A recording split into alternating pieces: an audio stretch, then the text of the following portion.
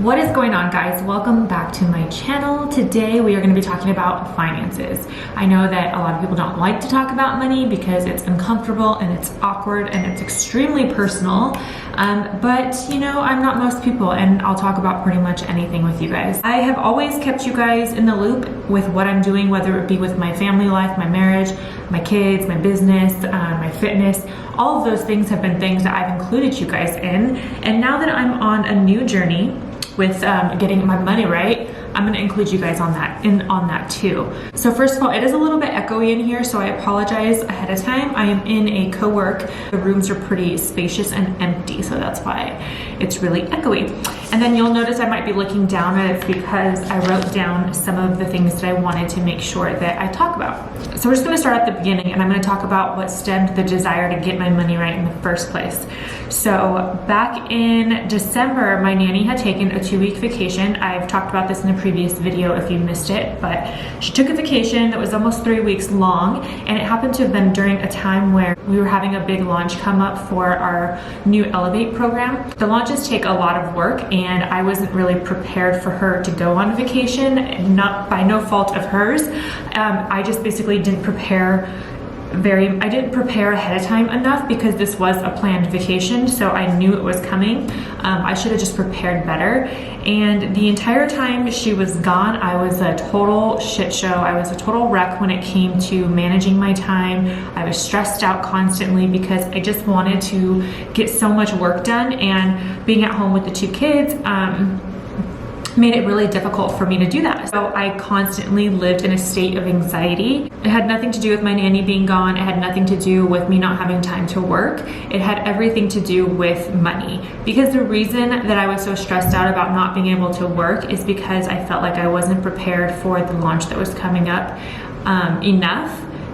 So enough, which meant I wasn't going to bring in as much income, and the income is what we live off of. So I just basically realized that the root of the problem had to do with my finances. Now, looking back, if I had my nanny go on vacation for close to 3 weeks and I had a really fat savings and I had very low overhead and very low expenses on a month to month, I probably could have just taken 3 weeks off and not even batted an eye, and I could have enjoyed that time with my kids instead of getting all stressed up and riled up all the time. I know what clicked, and as much as I hated going through it, I'm really glad that I did, because my husband has been trying to get our finances right for so long, and I just have never really fully committed or been on board. I'm not really sure exactly what happened this time specifically that made me realize like I don't want to live like this anymore. At the end of the day, I'm really glad that it did, because I really needed that reality check.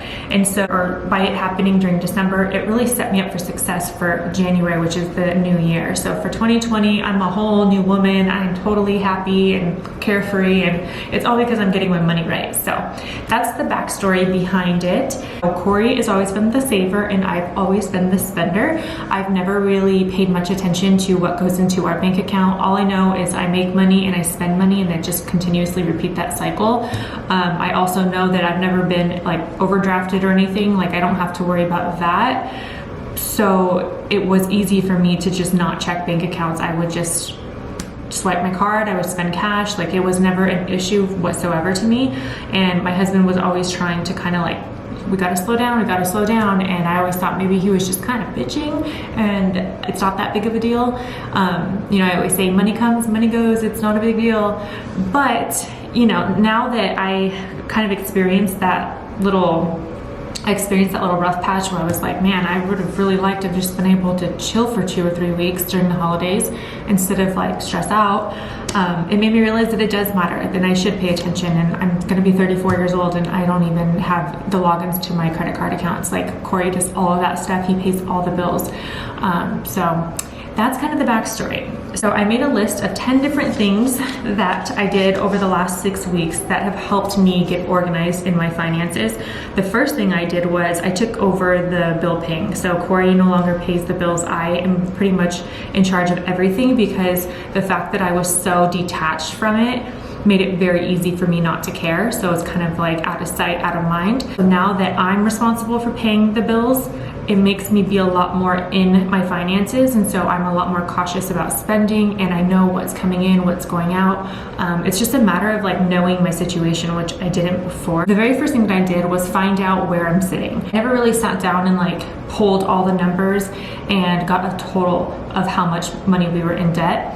And I didn't know any interest rates. I didn't know what the minimum payments for things are. I didn't know what days they come out, any of that stuff. So that's the first thing that I did. So the second thing I did was go into my checking account and I pulled a report. With my banking system, you can export a report of the last 90 days. So that's what I did. And then I literally went line item by line item so that I could see where my money was going and where we were spending it. And I was mind blown because we spent so much money on such random stuff. Like you would just see like Starbucks, 7-Eleven, Chick-fil-A, Taco Bell, Albertsons, like just so random. And Amazon, like I don't even know what the hell I'm buying on Amazon. So finding out where my money is going is also really important. So after that, I needed to figure out how much money we were bringing in. Again, because I wasn't so involved in the financial aspect of everything, I didn't really know how much money we were making. I know it sounds weird, but if you are an entrepreneur, you might understand this a little better, but we don't get paid like on a schedule or anything like that. We get paid when we launch something or when we make a sale or we hire a trainer or something like that. So my income is really inconsistent and it's up and down, up and down. I can have a really, really big month and then I can have like crickets one month, you know? So that's why it's important for me to get this stuff organized, because I need to prepare for the months that it's crickets. Like if every launch doesn't go really well, I need to still be able to afford my bills. So anyways, I didn't know exactly how much money we were making. So what I did then was go into our checking accounts, and that I'm talking about our personal and our business, and I just ran a report for everything that was deposited. So then I was able to add it all up to see what I made. When I say we, I'm talking about me and Corey. But so I can get a number, like a dollar amount of what was made. So once I figured out how much debt I owed, and then I figured out how much money we were making, and then I figured out what it cost us to just survive. So just to pay like our basic living expenses and any fixed bills that basically are not flexible, like they're gonna come out like our car payment, our insurance, those types of things. So I figured out what that number is.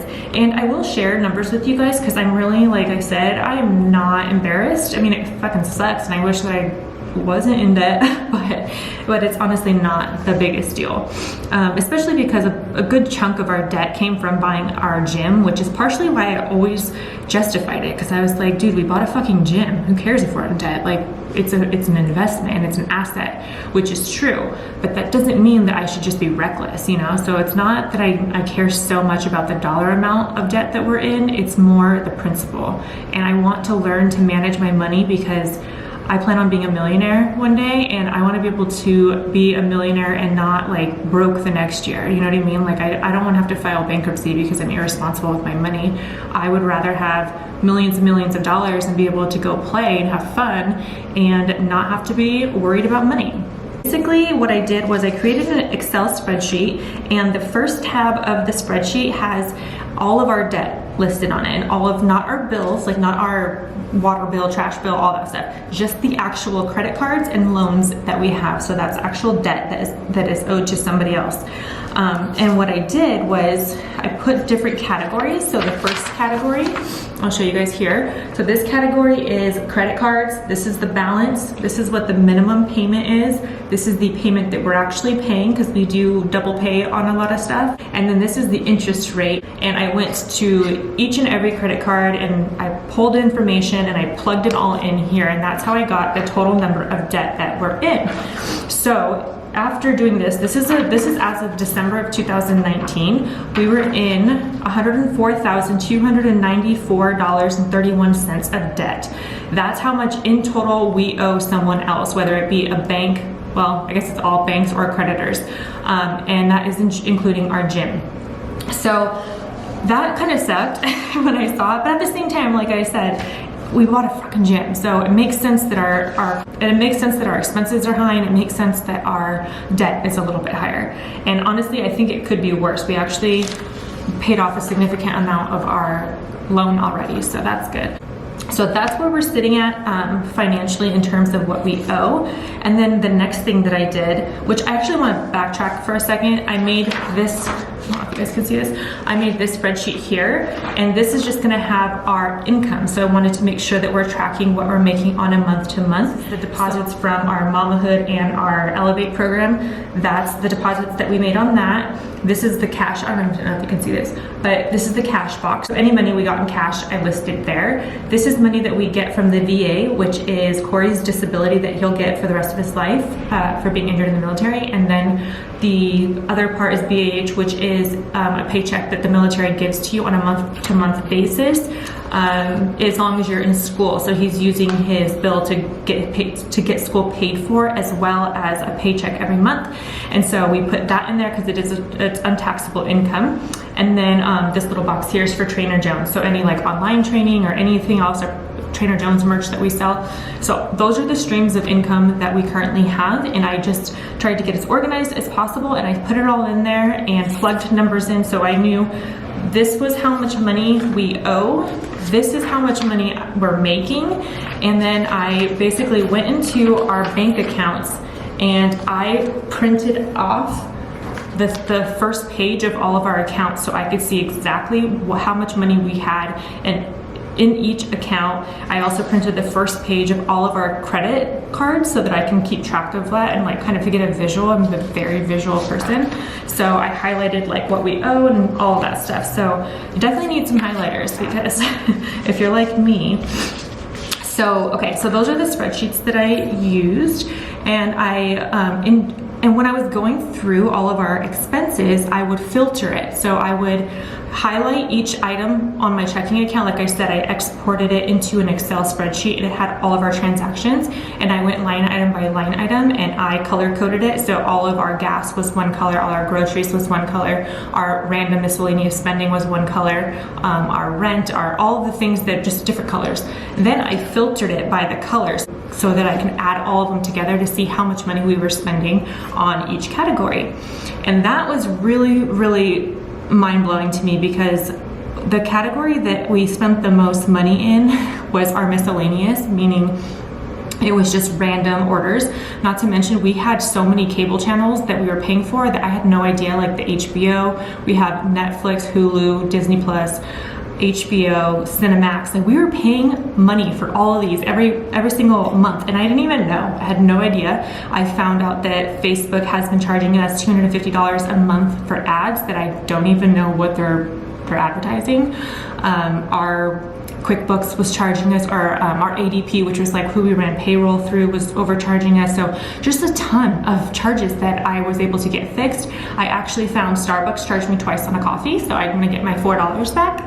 So I just, like I said, went line item by line item, and the miscellaneous amount the miscellaneous dollar amount that we spent in the month of December was $4,944.25. That's how much money that we spent on just random shit, just swiping the card. Like, that's insane, because some people don't even make $5,000 a month. Like, that's a lot. In a way, it's kind of nice though, because I'm thinking, well, if we can just not spend $5,000 on a bunch of shit, that's $5,000 that we can use towards a debt. So there is, like, you know, a light at the end of the tunnel with that one. So now that I see it, also apps, gotta make sure apps, dude, I got charged for so many different apps, because I will download like the trial and then I'll forget to cancel it. Starbucks, 7-Eleven, Trader Joe's, Cinnabon, Little Caesars, Arco, well, I don't know, just so many random things, guys. Like, you just gotta go through and do the ugly work and just be like, damn, I sucked.